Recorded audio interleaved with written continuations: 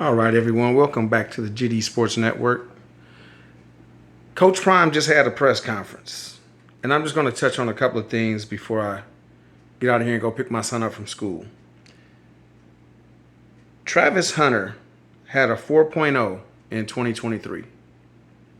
The Travis Hunter.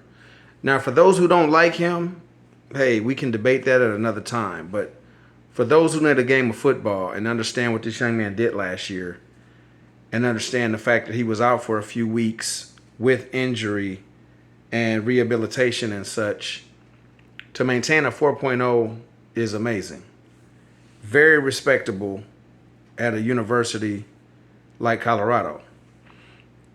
So when you think about the attention to detail it takes to be not only a 4.0 student, but a Paul Hornung Award winner, which means that he was rated by college football to be the number one overall athlete, not Heisman Trophy winner, but number one overall athlete, meaning positionless.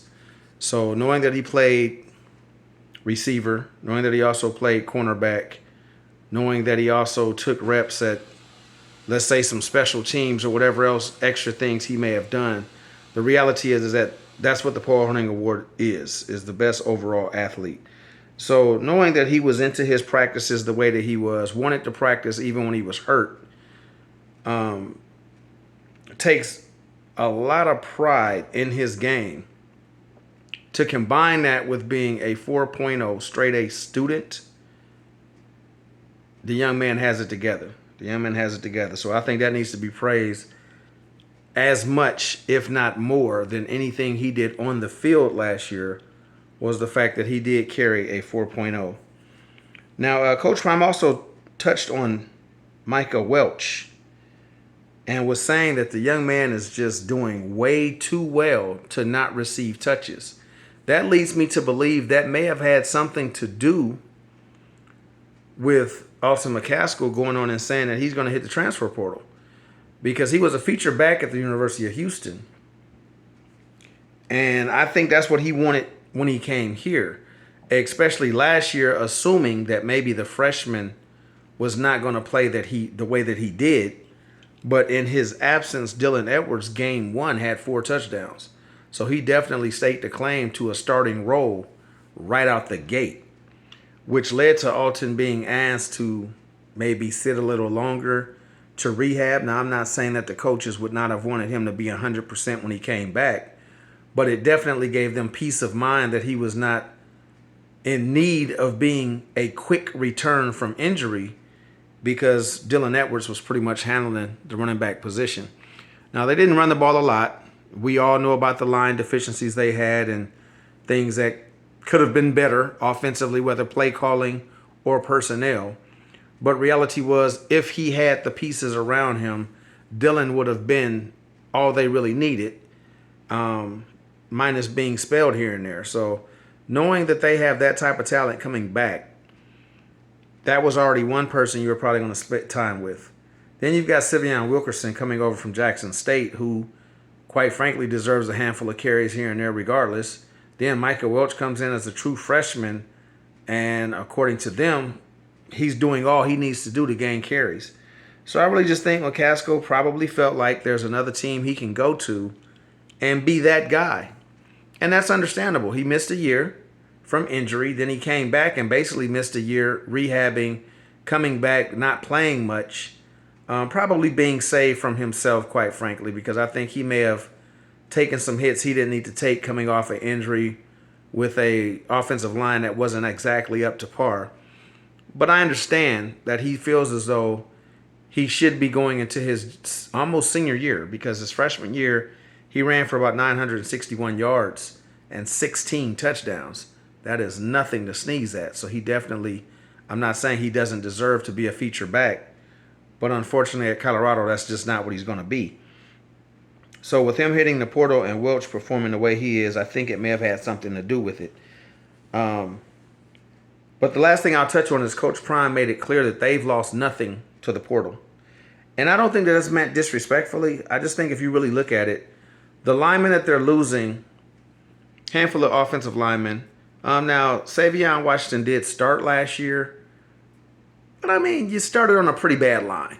That's not saying that the kid isn't good enough to play. He came over from Kent State with his old coach, obviously, offensive coordinator, Sean.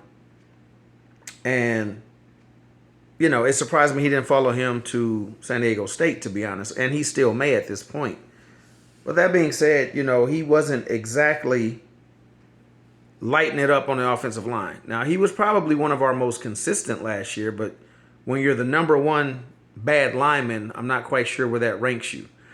So to lose him, we lost Jada, which did not play last year. I want to say that we lost the other gentleman from Florida. His name is slipping my mind right now, but we lost him. Naturally, he didn't play last year due to injury. So that's what Coach Prime means by what did we lose. It's not like we're losing an entire starting team. And even if we were, if the team we were replacing was better than them, then there wouldn't really be any hurt. So that's what he means by that. There's no disrespect to the kids in general, to their talent level, because let's be real, Alton McCaskill is a great running back. I expect him to get somewhere and do big things. And I do expect him, minus injury, to actually turn into a pro running back. That being said, he never played last year, so you can't say that you lost something that you never really had. So, you know, I think the running back room is in good shape. Obviously, we're going to be a highly competitive team on the edges, meaning at receiver. We're probably going to pass a lot more than we run, maybe a 65-35 split, 60-40, somewhere in there. But other than that, you know, Cormani, I mean, I did a video on him prior. That was my first video that I did, and I like the kid. I wish him the best.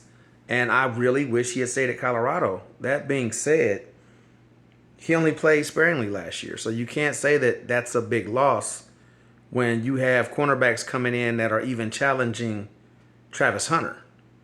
You know, they mentioned Travis Hunter may be moving into the slot. So he may not even be outside on an island, which is amazing because he's the number one cover corner. So when you have guys coming in, and Cormani was probably in a position to have to fight for playing time again, like an Alton McCaskill, and some of the others who have transferred, it's like, okay, look, I sat out last year, and I'm thinking this year is my year, and now you're being told that these portal guys are coming in and challenging me again. But yes, they're challenging you again. You should be able to beat them out and earn that position. Again, not putting disrespect on a young man. You know, these are still young men, children / young men. So it's not to put any disrespect on him. It's just that when you're put into that position, the cream will rise to the top. And if you're the number one athlete on the team, you will be on the field. So it's unfortunate that some of them at least didn't get to the spring game and see where it was going. But I can also understand that maybe you just wanted to go ahead and get into the portal and get somewhere else so that you could be there for their spring game and get acclimated to their team if that's where you're going to end up.